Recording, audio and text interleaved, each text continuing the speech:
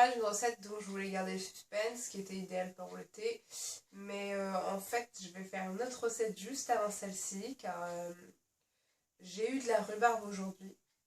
Chose qu'on ne trouve pas souvent, surtout à cette période, car c'est plus vraiment la période.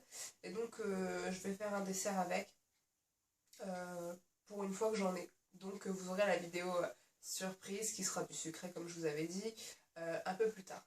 Donc aujourd'hui on revient avec une recette donc sucrée, un dessert, avec donc de la rhubarbe, qui est vraiment quelque chose que j'adore. C'est vraiment ce petit côté acide, c'est vraiment, j'adore, c'est vraiment délicieux. Et donc on m'a demandé de faire un dessert assez simple, qui aille assez vite, pour un dimanche après-midi, comme ça, quand il fait pas beau, qu'on n'a pas envie de sortir, mais qu'on a envie de prendre un bon petit goûter. Donc je vais juste faire une tarte à la rhubarbe toute simple. J'ai déjà réalisé une tarte à la rhubarbe meringuée qui était vraiment un délice, c'est l'un de mes desserts préférés. Mais là on m'a dit vraiment qu'il fallait rester simple, pas trop chercher quelque chose qui allait vite. Donc une tarte à la rhubarbe toute simple, ça sera tout aussi bon. Je m'excuse d'avance pour ma tête et pour ma tenue, etc. Alors en fait ça fait 2 jours que je suis bien malade comme il faut, très très malade, je dors très mal et c'est dur pour moi de parler, même de sortir, etc.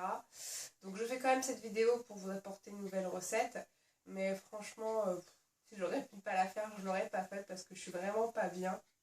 Et donc c'est pour ça qu'on ne me verra pas trop dans la vidéo parce que j'ai une tête complètement horrible, je suis vraiment désolée, j'ai même honte d'apparaître comme ça. Donc vous verrez plus les ingrédients, etc. Un peu comme la recette des muffins, que ma tête aujourd'hui, parce que de toute façon vous êtes là pour la recette et j'ai une tête de malade, c'est horrible. Et donc ce sera vraiment sur la recette que vous serez aujourd'hui. Après ma voix elle a aussi changé, toujours parce que je suis malade et parce que je suis pas bien, je parle un peu du nez, tout ça. Donc je suis désolée si vous ne me prenez pas forcément bien, je vais essayer de faire des efforts, mais soyez gentils avec moi, je suis vraiment très malade et je suis vraiment pas très bien. Donc je vais faire mon possible. Donc on va tout de suite passer à la réalisation de notre tarte à la rhubarbe. Donc on passe maintenant à la liste des ingrédients.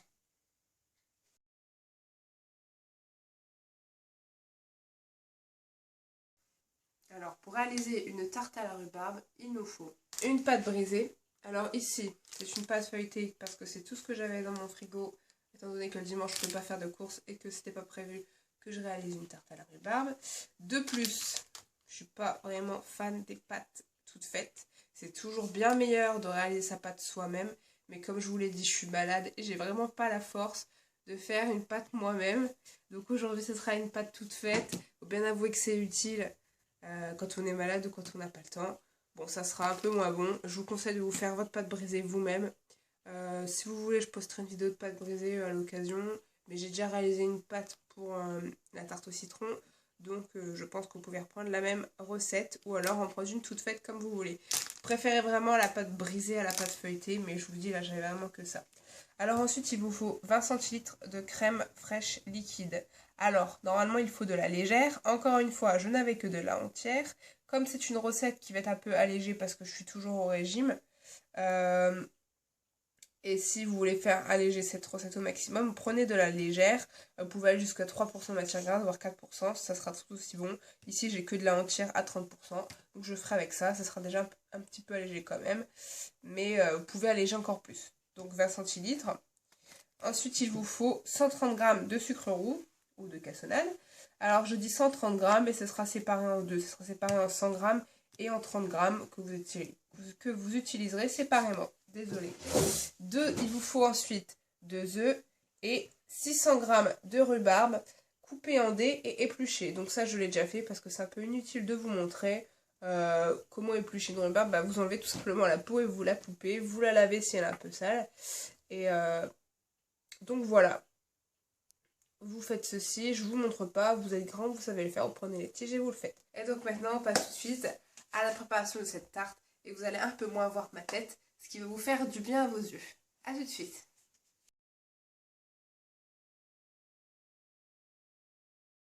Donc tout d'abord, vous voyez pas ma tête, hein, c'est normal, je suis très laide. Donc, vous avez vos 600 g de rhubarbe lavée, coupée et épluchée. Vous allez prendre les 30 g de sucre roux. qui viennent des 130 grammes. Et vous allez les mélanger à votre rhubarbe. Et laisser reposer environ 1 heure au réfrigérateur. Alors, le mieux, c'est soit de s'y prendre 1 heure avant de faire votre tarte. Vous faites ça. Et vous laissez reposer donc 1 heure au réfrigérateur. Ou alors de le faire la veille. Et vous laissez reposer toute la nuit donc dans votre réfrigérateur. Donc je mets ça au réfrigérateur. Et on se retrouve après. A tout de suite. Donc, on va tout de suite passer à la préparation de la pâte. Bon, ici elle est toute prête, hein, en l'occurrence. Et donc vous placez votre pâte dans un moule à tarte, qui dépendra de la taille selon votre moule, selon la quantité de pâte que vous faites. Donc, si vous utilisez une tarte toute faite, vous voyez les bords, c'est pas trop ça, on n'aura pas une belle croûte, c'est clair. Tant que pas trop demander aux pâtes toutes faites. Et si vous la faites par vous-même, la pâte, vous la mettez dans un moule comme ceci. Et vous la laissez ensuite reposer au frais après l'avoir percée de trous pour la cuisson, que je vais faire ici. Vous faites à la fourchette ou au couteau, hein, c'est pareil. C'est toujours pour éviter que la pâte gonfle à la cuisson. Voilà. Une fois que vous avez fait ça, on va passer à la préparation de l'appareil à ajouter avec notre rhubarbe. Donc, avant de préparer votre appareil, mettez déjà votre four à préchauffer à 200 degrés Celsius. Ensuite, battre donc, vos œufs, vos 2 œufs.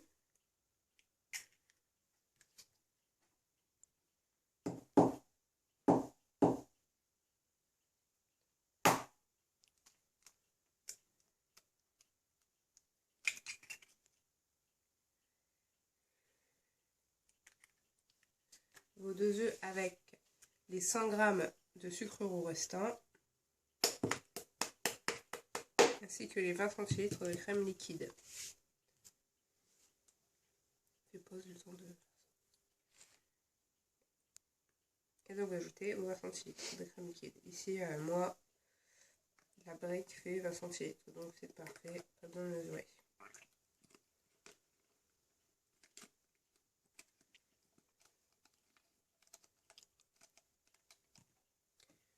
Donc vous battez le mélange.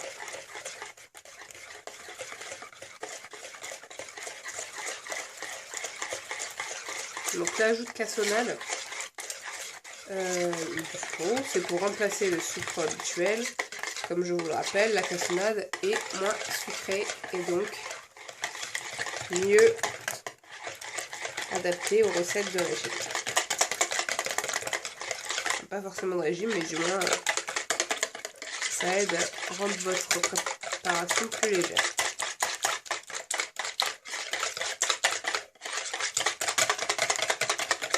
Donc vous mélangez bien.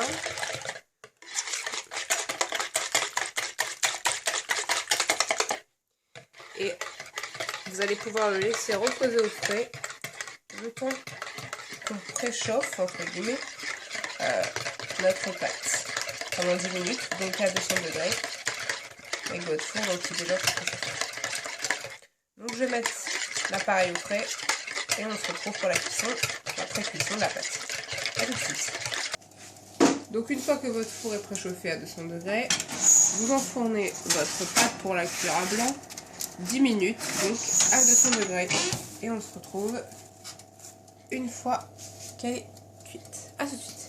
Donc une fois que votre pâte est cuite à blanc, comme ceci, donc là vous pouvez voir que c'est une pâte feuilletée, c'est clair, elle a bien feuilleté, elle a bien gonflé, et la pâte on voit bien ici, c'est craquant, c'est feuilleté. Donc c'est mieux la pâte brisée, mais bon, ça sera bon quand même, hein, donc vous faites comme vous voulez. Vous pouvez sortir votre appareil, votre préparation, ainsi que votre rhubarbe, que vous allez égoutter, car avec le sucre ça va rendre du liquide, donc vous les égouttez bien comme il faut. Vous mettez ensuite votre four à préchauffer à 180 degrés. Et une fois que c'est fait, vous versez vos petits dés de rhubarbe sur la pâte. Bon là c'est, je vais l'étaler. Je vais pas laisser ça comme ça. Ne vous inquiétez pas.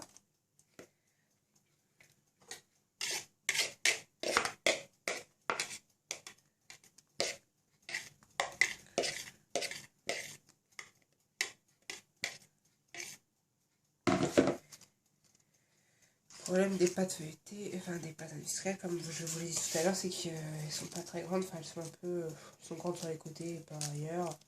Ce qui fait que là, vous avez une croûte, en l'occurrence, et que vous n'en avez pas là. Donc c'est pas très esthétique, c'est loin d'être pratique en plus de ça. Là j'ai mis beaucoup de rhubarbe comme vous pouvez voir. Et sans croûte, ça va vraiment être compliqué, je sens que ça va m'en foutre partout. Mais c'est pas grave. Je suis malade, donc on me pardonne mes conneries.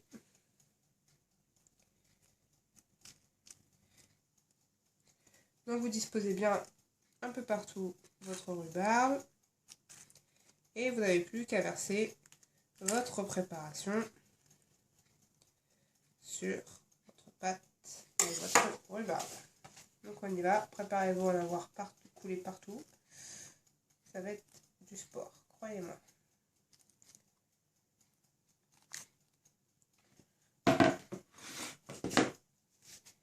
Et donc on verse.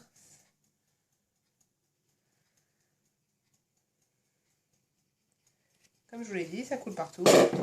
Parce qu'il n'y a pas de bord, c'est génial. Faites votre pâte vous-même, franchement. Ou achetez une pâte brisée qui sera assez grande.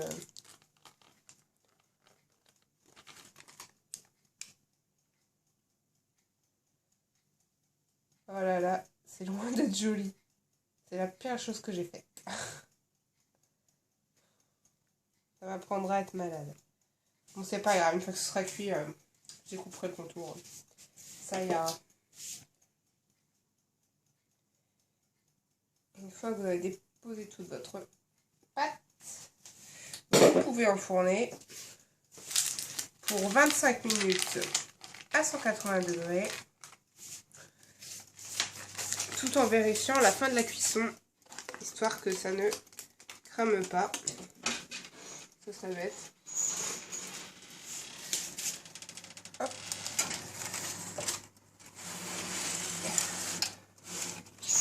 Et donc c'est parti pour 25 minutes, je le rappelle, 180 degrés. Et on se retrouve tout de suite après. Et donc voilà le résultat de notre dessert du jour, la tarte à la rhubarbe. Donc comme vous pouvez le voir, elle est bien belle. Bon, esthétiquement c'est mieux qu'une pâte brisée, je le dis bien, plutôt qu'avec une pâte feuilletée comme ceci. Là pareil, elle a bien cuit. Ça sent très bon, même avec mon nez bouché j'arrive à le sentir, donc c'est pour vous dire. Maintenant il ne reste plus qu'à déguster et tout le monde a son sac à patience, donc je vais la laisser refroidir un peu et je la coupe et on déguste. Donc voilà le résultat de notre tarte à la rhubarbe. Donc voilà, c'est déjà la fin de cette recette. Donc on se retrouve très bientôt pour de nouvelles recettes, dont la recette surprise qui va venir dans pas longtemps. Je m'excuse encore pour la tête et pour ma voix et pour le fait qu'on n'ait pas eu beaucoup etc. Donc si vous n'êtes pas content, il faut en vouloir à la maladie. Je suis vraiment désolée. Donc on se retrouve vite pour de nouvelles recettes sucrées et salées et avec une meilleure tête que là. Donc je vous embrasse, je vous fais plein de gros bisous sans les microbes. À bientôt!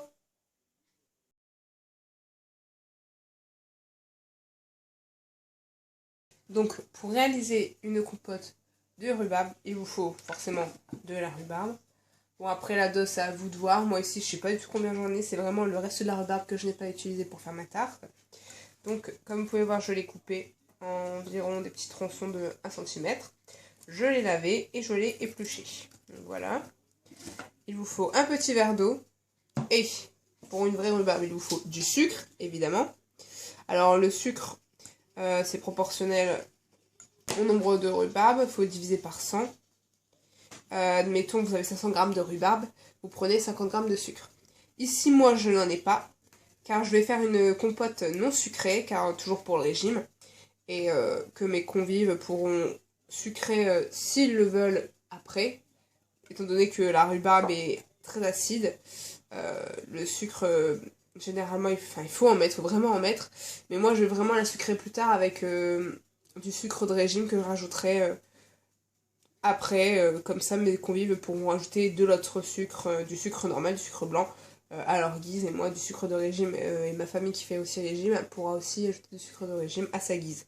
Mais vous, si vous voulez pas faire régime ou pas comme moi, vous prenez donc du sucre, comme je vous dis, proportionnel. Si vous avez 500 g de rhubarbe, vous prenez 50 g de sucre. Bon, on passe à la préparation. Donc pour la préparation, comme moi je n'ai pas pris de sucre, la tarte est cuite. Comme moi je n'ai pas pris de sucre, je ne vais pas passer par l'étape du réfrigérateur. Alors si vous utilisez du sucre, vous allez verser votre sucre sur vos morceaux de rhubarbe coupés, lavés, etc. et épluchés. Donc votre sucre, et vous allez le laisser 20 minutes au réfrigérateur. Une fois que ce sera fait, vous allez la sortir du réfrigérateur. Vous allez laisser votre rhubarbe comme tel. Cette fois-ci, vous n'allez pas les goûter. Vous allez garder le tout. Et vous allez mettre tout ça dans une petite casserole, comme celle-ci. C'est pour ça que moi, c'est déjà dans une casserole, vu que je ne passe pas à l'étape du réfrigérateur. Pour ensuite passer à une cuisson. Donc, vous mettez votre rhubarbe à cuire sur feu moyen. Donc, avec ce qu'elle aura rejeté si vous le faites avec du sucre. Et vous versez dessus votre petit verre d'eau. Vraiment un petit, mais mettez-en pas trop. Comme ceci. Et là, vous laissez cuire pendant 5 minutes sur feu moyen, en remuant très souvent. Et ensuite, vous allez laisser compoter pendant 25 minutes, tout en remuant de temps en temps. Donc je vais revenir entre deux pour vous montrer un peu l'avancement de notre compote. A tout de suite. Donc là, comme vous pouvez le voir, nos 5 minutes de cuisson à feu moyen sont passées.